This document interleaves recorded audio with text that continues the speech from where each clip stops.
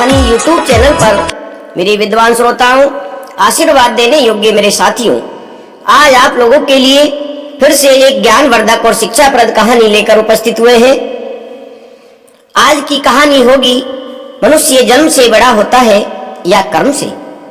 श्रोताओं, बहुत से व्यक्ति भाग्य के सहारे बैठे रहते हैं और कर्म से जी चुरा लेते हैं और उन्हें निराशा हाथ लगती है।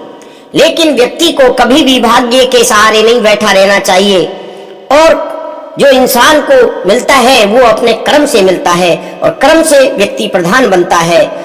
जो मेहनती व्यक्ति होते हैं वही व्यक्ति जीवन में सफल होते हैं। रामचरितमानस की चौपाई के माध्यम से भी कहा गया है कि कर्म ही प्रधान है। कर्म प्रधान विश्व कर राखा, जो जस करे सो तस फल चाखो। जो जैसा कर्म करता है उसको उसी के अनुसार उसका पुण्य मिलता है। इस कहानी के माध्यम से सुनिए श्रोताओं। एक बार राजा विक्रमादित्य दरबार में बैठे हुए थे और दरबारियों से बातचीत कर रहे थे। बातचीत के दौरान दरबारियों में इस बात पर बहस छिड़ गई कि मनुष्य जन्म से बड़ा होता है या कर्म से। वाद विवाद का अंत नहीं हो रहा था क्योंकि दरबारियों के दो गुट बन चुके थे। एक कह रहा था कि मनुष्य जन्म से बड़ा होता है क्योंकि मनुष्य का जन्म उसके पूर्व जन्मों का फल होता है। अच्छे संस्कार मनुष्य में वंशानुगत होते हैं, पीढ़ी दर पीढ़ी जाते रहते हैं। जैसे राजा का बेटा राजा हो जाता है और उसका व्यवहार भी राजाओं की तरह रहता है। कुछ दरबारियों का विचार था कि कर्म ही प्रधान है। अच्छे कुल में जन्म लेने वाला व्यक्ति भी दुर्व्यसनों के आदी हो जाते हैं और मर्यादाओं के विरुद्ध कर्मों में लीन होकर पतन की ओर चले जाते हैं। अपने दुष्कर्मों और दुराचार के चलते कोई सामाजिक प्रतिष्ठा प्राप्त नहीं करते और सर्वत्र तिरस्कार और अपमान के भागीदार बनते हैं। इस पर पहले गुट ने तर्क दिया कि मूल संस्कार नष्ट नहीं हो सकते। जैसे कमल का पौधा कीचड़ में रहकर भी अपने गुण नहीं खोता, गुलाब कांटों पर पैदा होकर भी अपनी सुगंध नहीं खोता और चंदन के वृक्ष पर सर्पों का वास होने से भी चंदन अपनी सुगंध और शीतलता बरकरार रखता है, कभी भी विषैला नहीं होता। दोनों पक्ष अपने अपने तर्कों द्वारा अपने को सही सिद्ध करने की कोशिश करते रहे। कोई भी अपना विचार बदलने को राजी नहीं था। श्रोताओं, महाराजा विक्रमादित्य चुपचाप उनकी बहस का मजा ले रहे थे। जब उनकी बहस बहुत आगे बढ़ गई तो राजा ने उन्हें शांत रहने का आदेश दिया और कहा कि वो प्रत्यक्ष उदाहरण द्वारा करेंगे। उन्होंने आदेश दिया कि जंगल से एक सिंह का बच्चा पकड़कर लाया जाए। तुरंत कुछ शिकारी जंगल गए और एक सिंह का नवजात शावक उठाकर ले आए। उन्होंने एक गडरिये को बुलाया और उस नवजात शावक को बकरी के बच्चों के साथ साथ पालने को कहा। गडरिये की समझ में कुछ नहीं आया, लेकिन राजा का आदेश मानकर वह शावक को ले गया। शावक की परवरिश देखभाल करने लगा, बकरी के बच्चों के साथ होने लगी। वह भी भूख मिटाने के लिए बकरियों का दूध पीने लगा।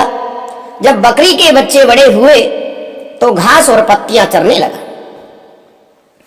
शावक भी पत्तियां बड़े चाव से खाता और कुछ और बड़ा होने पर दूध तो वो पीता रहा, मगर घास और पत्तियां चाहकर भी नहीं खा पाता।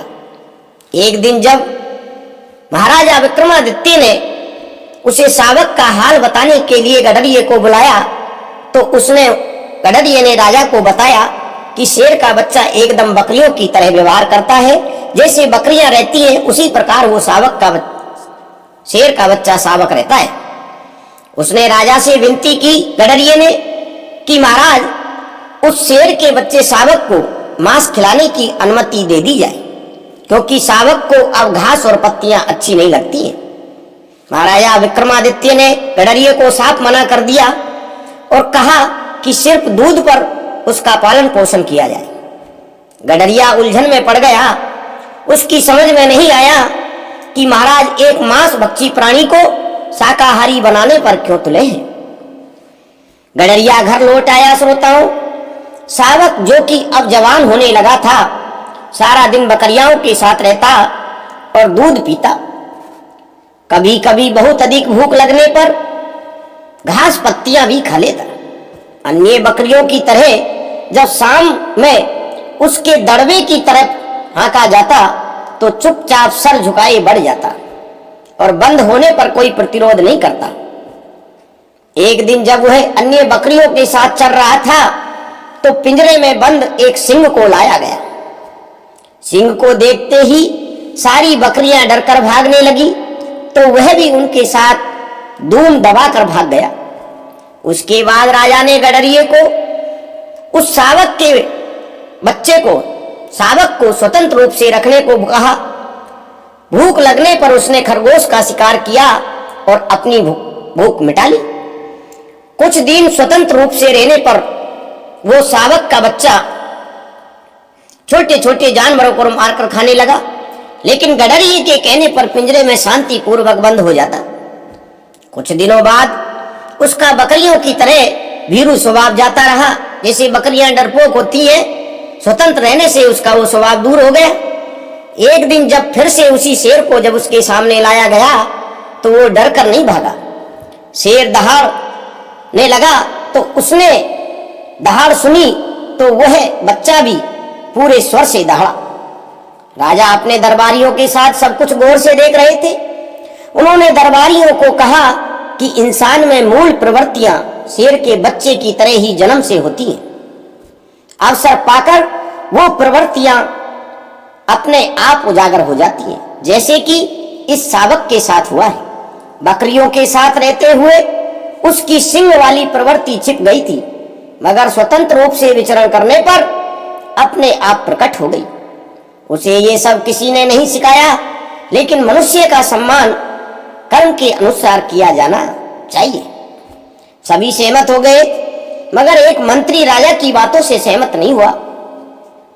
मित्रों, उसका मानना था कि महाराजा विक्रम राजकुल में पैदा होने के कारण ही राजा हुए हैं, अन्यथा 7 जन्मों तक कर्म करने के बाद भी राजा नहीं होते।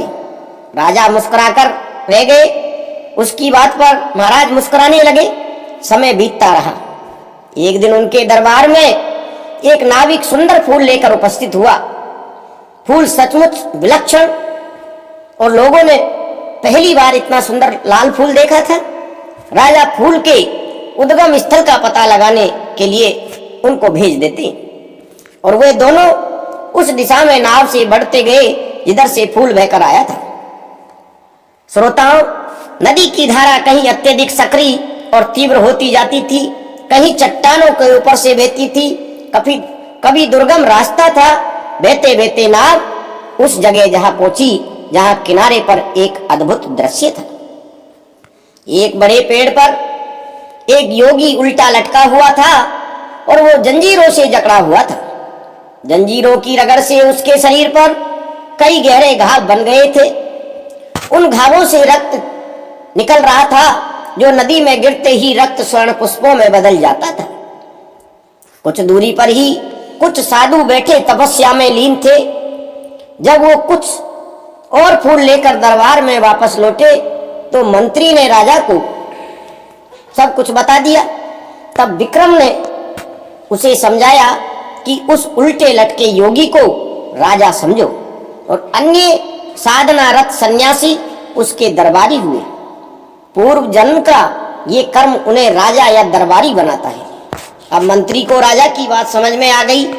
उसने मान लिया कि पूर्व जन्म के कर्म के फल के रूप में ही किसी को राजगद्दी मिलती है और जो व्यक्ति जैसा कर्म करता है उसी के अनुरूप उसको उसका फल मिलता है।